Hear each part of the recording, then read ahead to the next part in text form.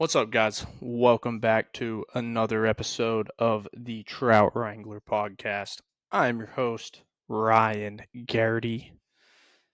That guy back there, that's our show's vibe curator, Mr. Maverick Finn.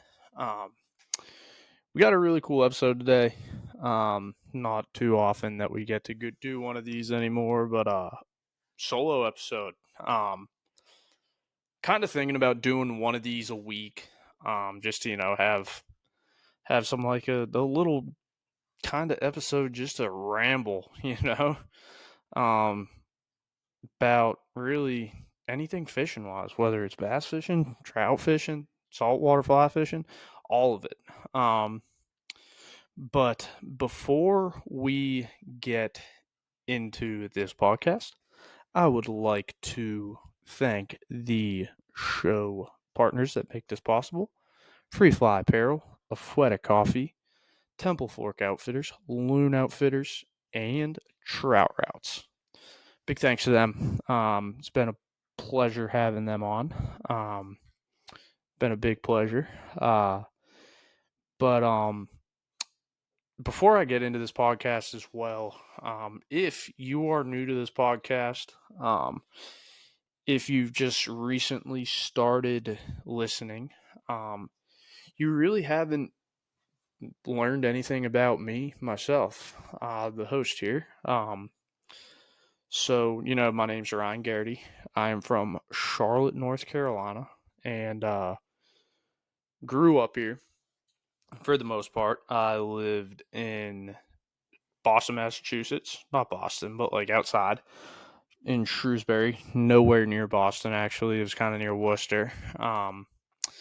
Grew up in Shrewsbury, Massachusetts until 2007, and my father's job got us transferred here to Charlotte. And ever since I moved here, I've kind of been infatuated by anything that swam and you could catch. Whether it was a bass, whether it was a catfish, whether it was anything like that. I mean, shoot. My buddy Colton and I ran around and chased really anything in like the little ponds around our house. And once I got through middle school, did that whole thing. We got to high school freshman year. Didn't really get into the whole tournament fishing thing.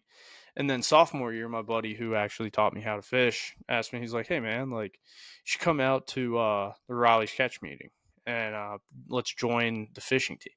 So, I showed up to the meetings, and this time I've been still just bouncing around and catching anything that would really bite in any of these little ponds around my hometown. And eventually that kind of grew to tournament bass fishing through high school and college. Double qualified for the high school national championship on Kentucky Lake our senior year of high school, and then college came around, did the whole college fishing thing. But towards like the end of mid to end of high school, I bought a fly rod. Was very curious about the whole thing. I had never seen one. I saw like a old Fluger um old Fluger setup in the White River Fly Shop here at the Bass Pro in Concord, and looked at my buddy. I was like, "Yo, what's this thing?" And he's like, "Yeah, that's a fly rod." It's like, well, hey, Maverick, stop it. Good boy. I was like, well, that's he's like, that's a fly rod. So I'm sitting there, I'm like, oh, cool. So kind of like did a little research into it, sitting there in Bass Pro, and I was like, I got my first tax return check. I might buy that thing. So I bought this little, I believe it was like a 5 weight Fluger, like beginner setup from Bass Pro Shops. And between like bass fishing tournaments and fishing practices and stuff like that, in high school, I grabbed this thing and I'd go over to our ponds in neighborhoods with a popper and like a little box of dry flies, and I'd sit there and I'd just cast it, bluegill, stuff like that, and kind of fell in love with it. When one night I just like really got hooked on it, and in the summer the bluegill spawn was going on. I caught like 50 fish on a boogle bug, and that's when I was like, you know what, I kind of like this. This is really fun. Sucked at casting. Shoot, I still suck at casting, but you know, sucked at casting, and then I kind of like started picking it up a little bit more through high school, especially when like, sometimes you just do so much of one thing that you're like, damn, I need to like switch it up a little bit. Like, you could spend your whole life eating hamburgers, but at one point you're gonna eat a hot dog and be like, damn, that's the hot dog with a little bit of yellow mustard on it's pretty good. And you're gonna widen your horizons and start switching off between hamburgers and hot dogs. Went on a little ADD rant there, sorry about that, but you get the drift. But it's kind of like I kind of like this. And graduated from high school, went to college, did the whole college bass fishing thing. Bought myself two or three new fly rods between my senior year of high school and college, and half the time they just sat there and collected dust. And until I was like bored of eating hamburgers and had to switch over to the hot dog and grab the fly rods. But you know, once I went and really started fly fishing, I was like, you know what, I really like this. Had a bass boat and moved down to Florida. I want to say in like 2020, 2021. Bass fishing some of those lakes, kind of got that bug back, and the fly rod started collecting dust.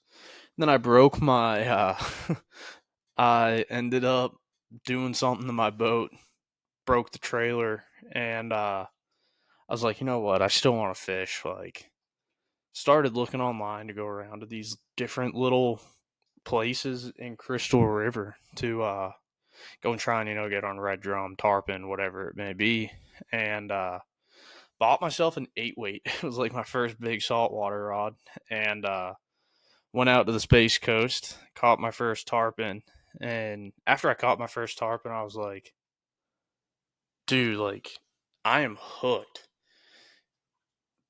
Bass boat ended up not getting fixed until like 5 months later.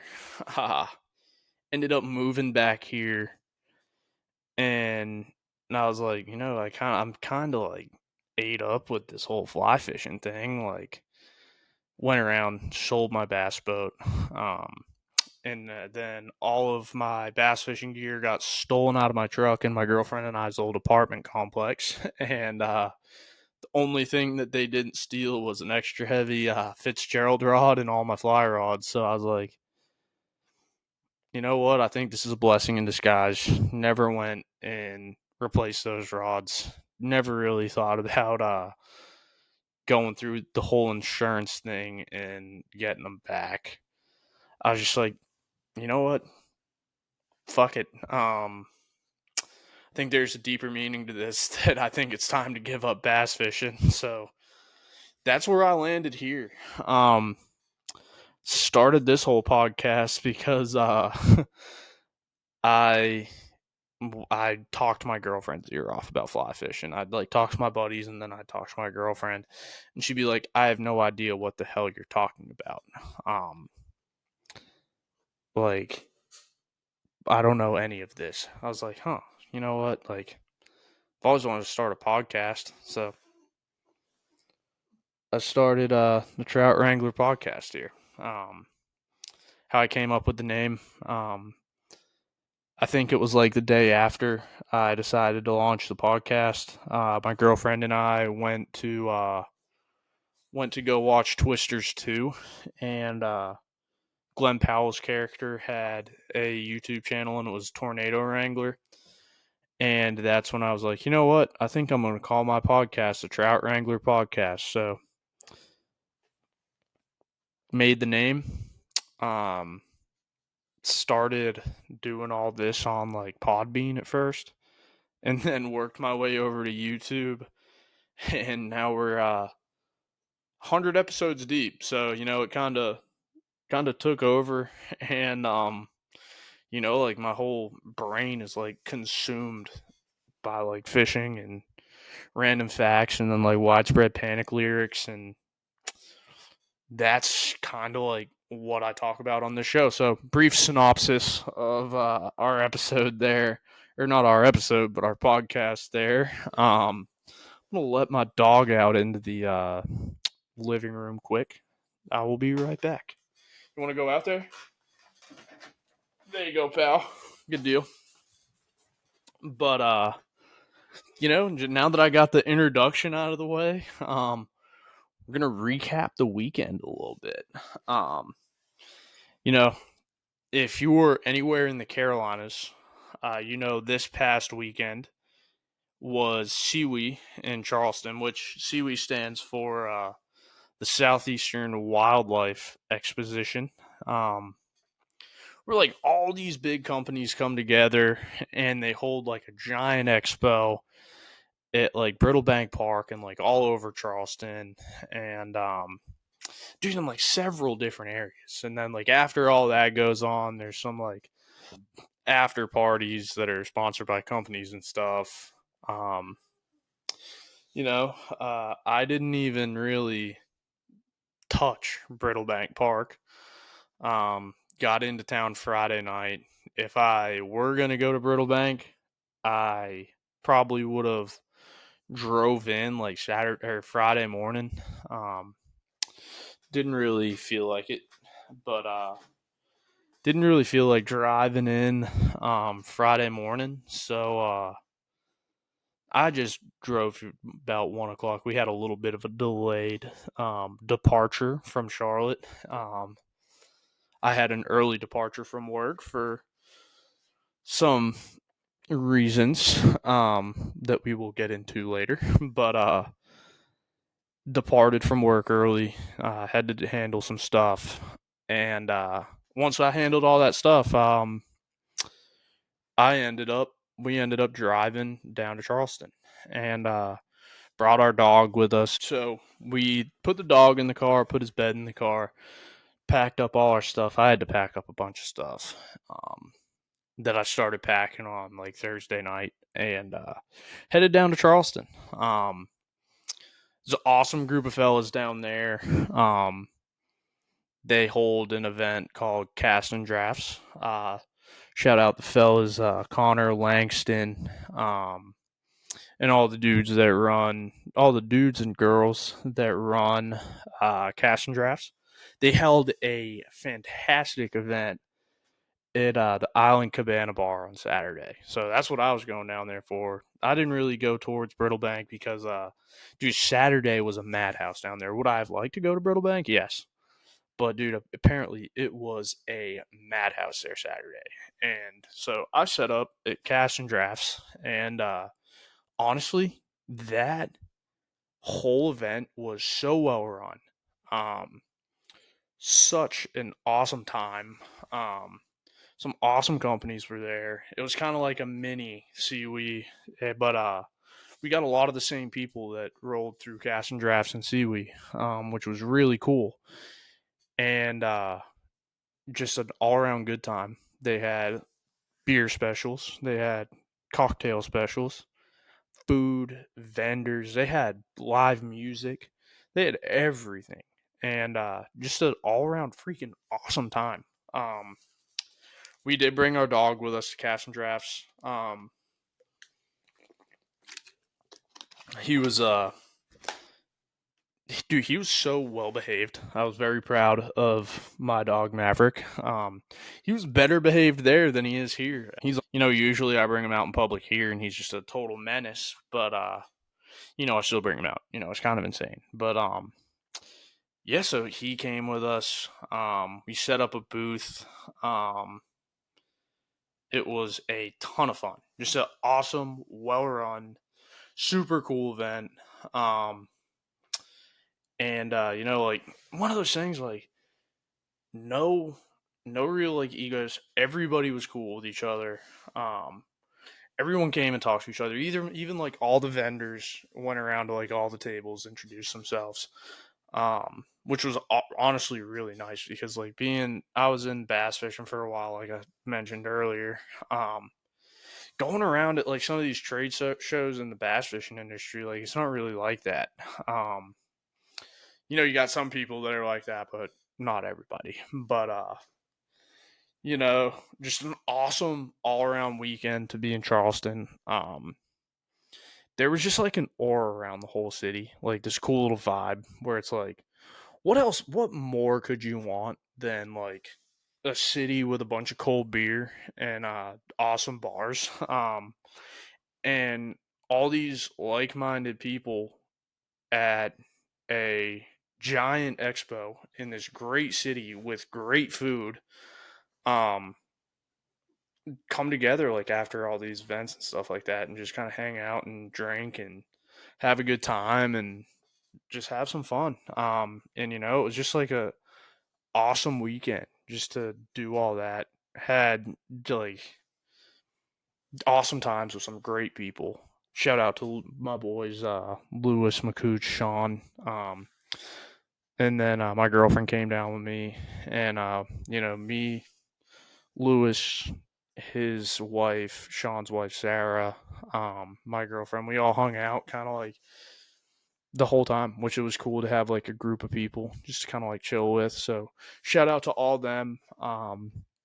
Shout out to all of the people that came, supported, bought stuff, hung out, chilled, spoke, like talked, shook hands. That means more than you know, especially and like for someone like me. I'm a talker, so it's like you come over talking at my booth. I'm gonna sit there and talk. I don't care if we talk for 10 hours.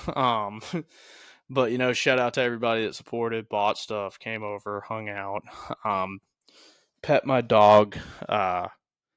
He got a lot of that. He loved all the attention. But dude, just like awesome all around event. So big shout out to the cast and drafts crew. Big shout out to everybody that came supported, bought something, pet the dog, whatever.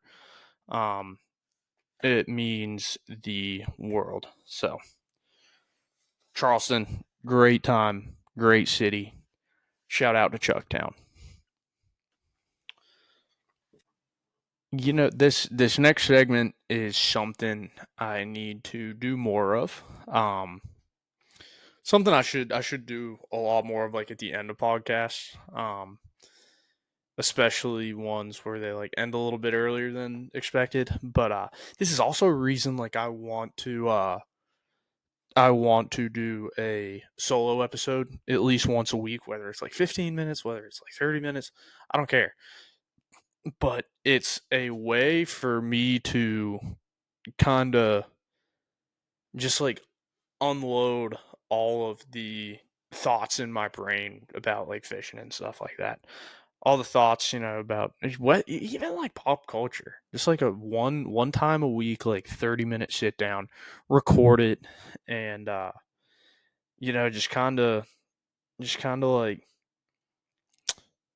I'm gonna compare it to a bullpen, at a baseball game. Just kind of use up the whole bullpen of thoughts in my brain and just throw them all in one game and just have a whole 30-minute episode, whether it's like answering questions, whether it's just like speaking about some stuff that's going on, just like a way for me to just, my head's like this, just toss it all into like a 30-minute episode and just let my ADD decompress. But I do need to do more of that, and I don't know if it's going to be me like releasing, say, like a Monday episode for like 30 minutes. Just sit down and just unload all my thoughts into like 30-minute episode and just toss it out there. Call it like the Rise Flies rotation or something like that. I don't know. I'll think of a name, some catchy, stupid piece of shit name. But you know, let's get into some questions. My ADD's been rambling enough. Let's see here. I'm gonna go and do the serious ones first, and then do the ones from my friends that are completely unserious. Um, but I'm still gonna answer them just because it's fun. Um, and this is just something that is meant to be fun. So guess what? We're gonna keep it. Uh, let's get into it. Let's get into it here.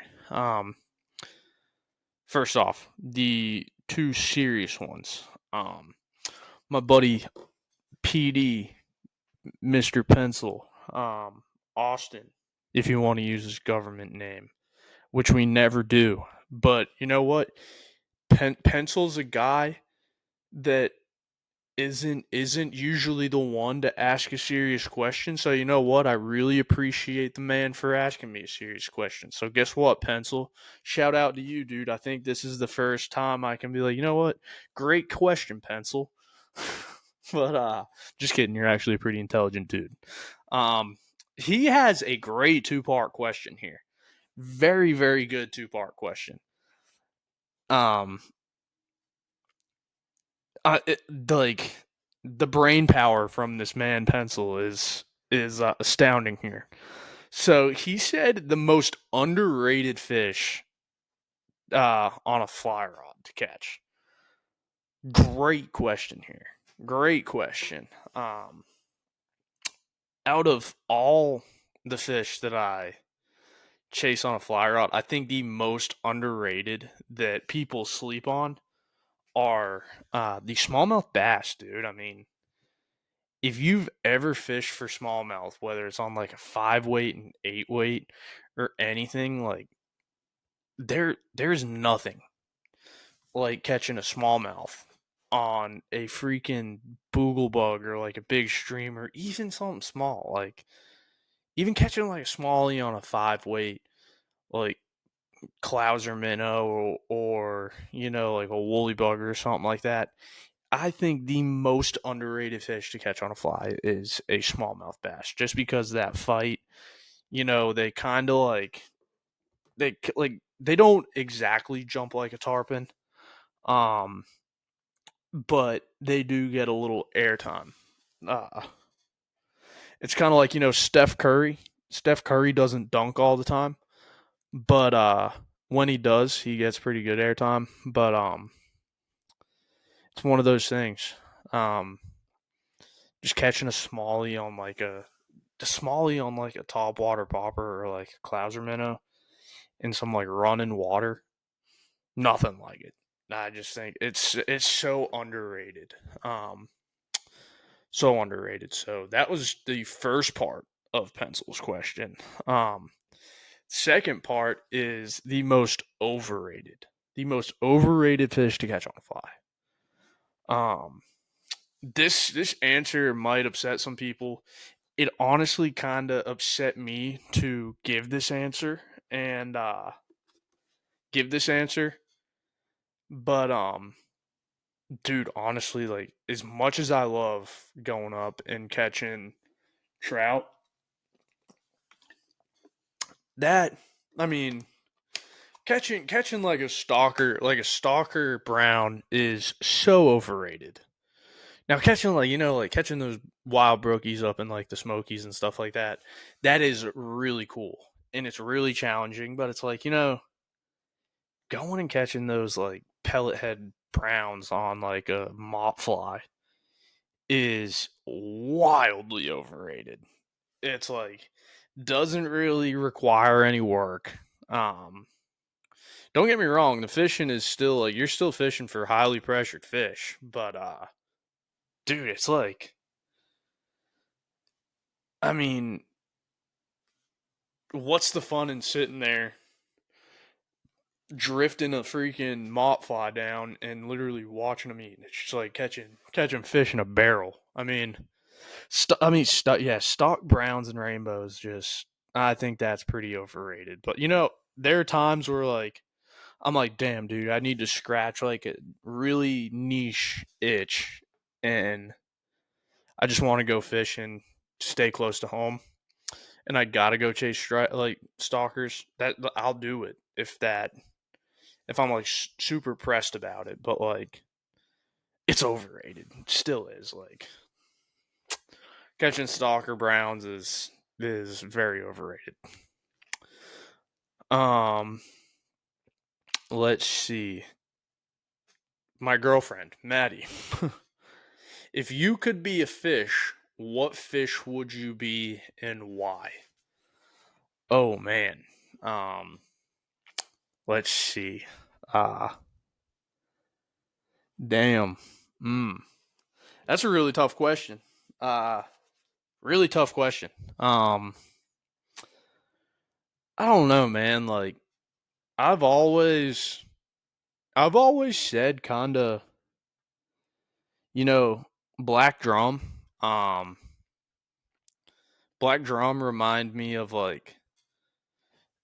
uh like a fish that if you were to compare a black drum to a particular type of person, I feel like a black drum would be a dude that hangs out in like a seedy dive bar and like just plays old country music on the jukebox and drinks Bush Light and eats popcorn, drinks several Bush Lights. But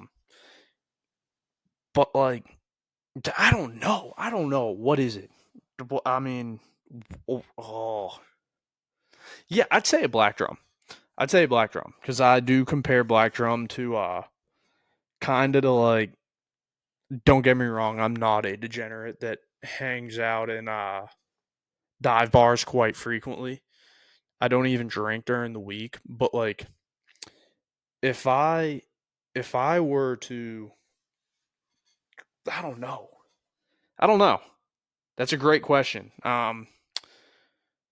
Yeah, I'd say black drum just because they're bad sons of bitches. They're underrated too. Um, Catching black drum is fun. But like I do compare black drum to your average like local dive bar regular. You know, probably outside like smoking a smoking like a Marlboro Red while you're walking in. And he's just that guy that's like taking a drag of his Marlboro Red, and he's like, "How you doing?" But he's got like that voice, "How you doing?" And but like then he goes inside, throws a cigarette out, stomps on it, and walks back inside. Throws like a throws like another say $5 in the jukebox and decides to play like a mixture of Creed and say like a mixture of Creed and who what music would a black drum play on the jukebox? We said Creed. Oh man. I'd say 3. Let's go. A mixture of Creed, Waylon Jennings, and maybe shit. Let's see. I had to go into my playlist here. What would a black drum listen to? Um so we said Creed. What were the ones that I've said? This is where my short term memory loss gets me. Mixture of Creed, Waylon Jennings, and let's see, Keith Whitley. Let's go. Yeah, a black drum would listen to a mixture of Creed, Waylon Jennings, and Keith Whitley. Um, but the black drum likes to have a good time. Um, but I'd probably be a black drum, even though I don't smoke cigarettes and binge drink on Tuesday nights. I do like Creed, Waylon, and Keith Whitley though. But that's a little brief synopsis of how I think a black drum, what a black drum would listen to, and where he'd be hanging out.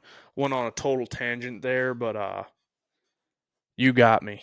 Um, Black drum. Uh, let's see. Did we get any more here? All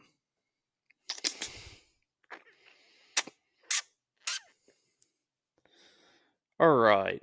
Dude, my girlfriend gave me like 20 questions. A bazillion. I think she got bored at work and just sent me 1,000 of them. So she did ask, if Maverick was a fish, what would he be?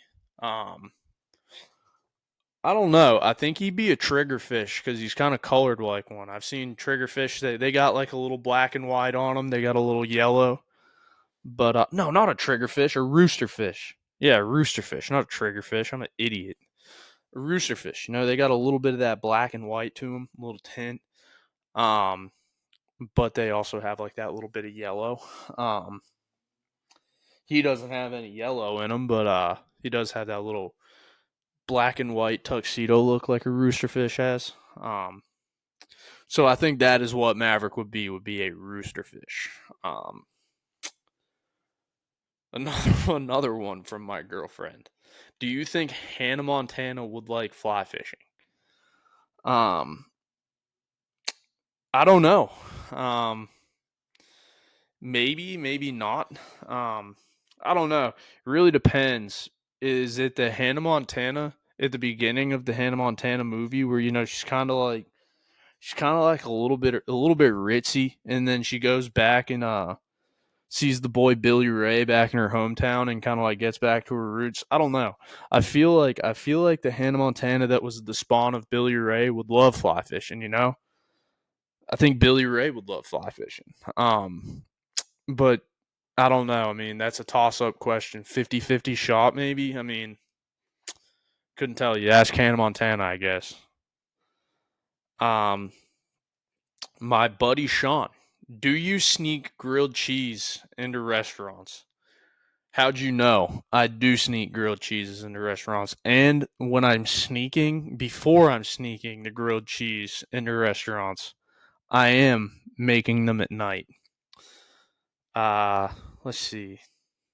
What's the other ones? My girlfriend Maddie. If Maddie was a fish, what kind of fish would she be? Damn. If my girlfriend were a fish, what would she be?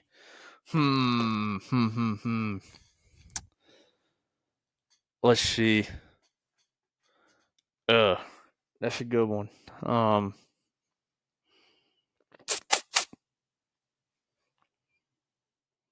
I don't know there. I don't know. I need to be careful with how I answer this question. I need to be very careful with how I answer this question. Damn.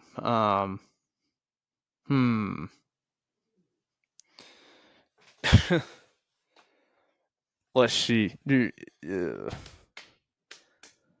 I don't know. This this could easily get me in trouble. Easily get me in trouble. Huh. I don't know. Let's see.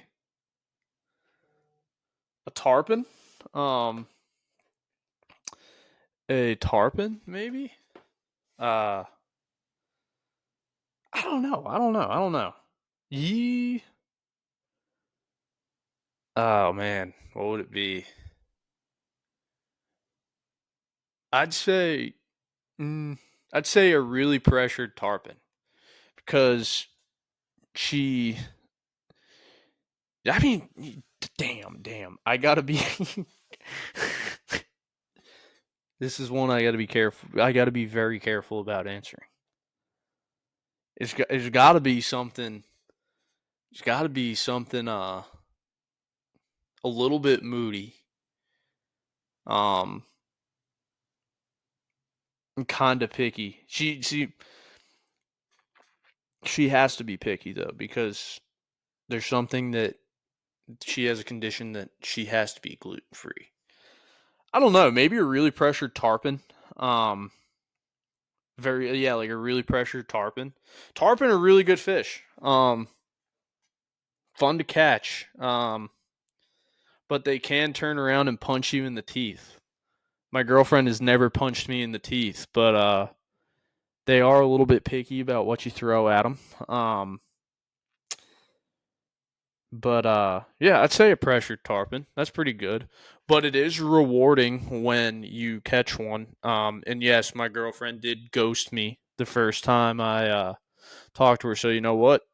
At the end of the day, it was very rewarding when I caught a tarpon. Um, Tarpon in question, my girlfriend. So there you go. Pressure tarpon.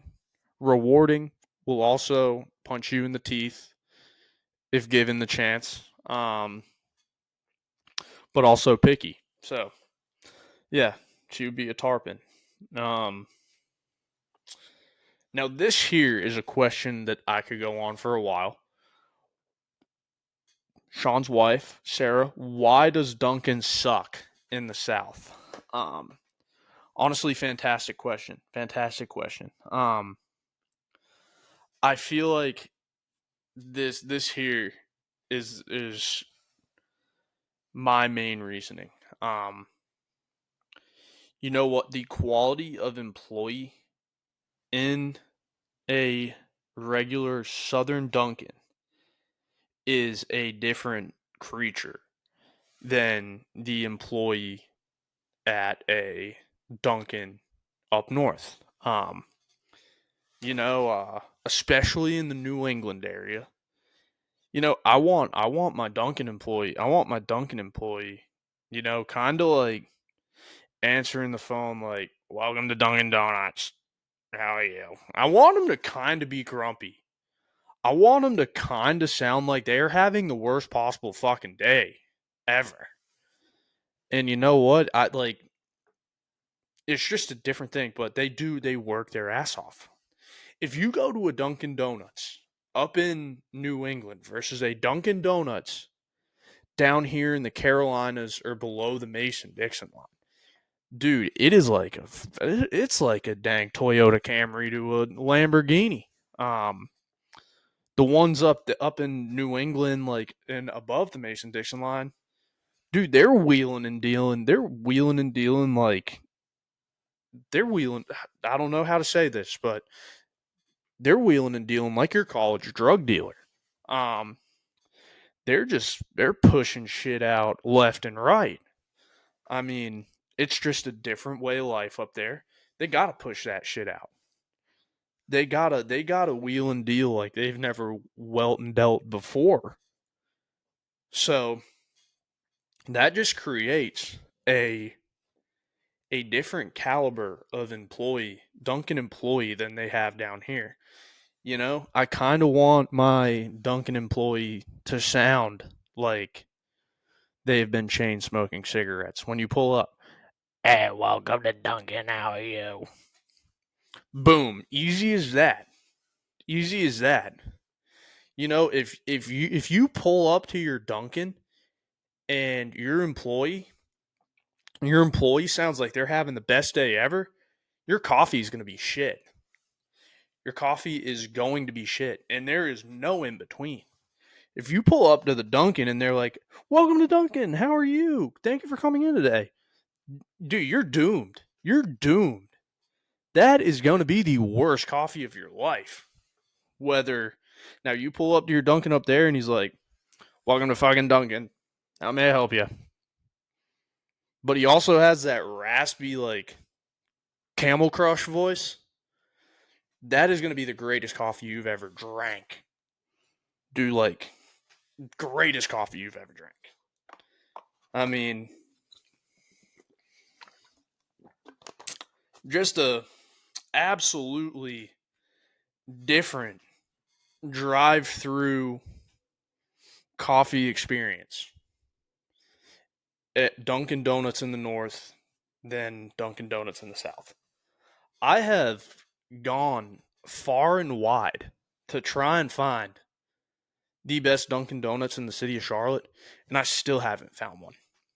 So you know what, Dunkin', if a Dunkin' employee listens to this, and or Dunkin' corporate hears this, strengthen these Duncans in the South. You got to get some people in here that like sound like they hate their life or something, and that they've been smoking Camel since they were 10 years old. So that's it. I mean, that is it. I got another question here. Shout out my boy Sammy. What is the most valuable lesson tying flies has taught you? Um, Dude, honestly, great question to end the episode on. Great question. I should have put this at the beginning. This is actually a serious question. What is the most valuable lesson tying flies has taught you? You know what? I think the biggest lesson that fly tying teaches you is to trust the process. And to kind of like stick with something. Because at the end, it can be something so beautiful.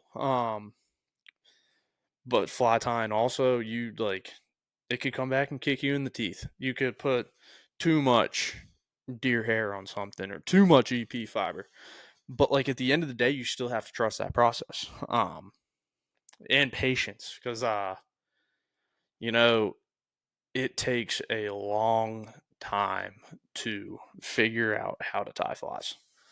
But when you do, it is kind of like a beautiful masterpiece. And that's just another part of the thing. Trust the process. Because it's like, if how I go through tying a fly, like there's always a point when I'm tying a fly that I look at the fly that I'm tying and I'm like, this thing's going to look like shit. And then at the end, I grab that fly and I'm like, you know what? This thing doesn't look all that bad. There are a lot of times where I'm like that.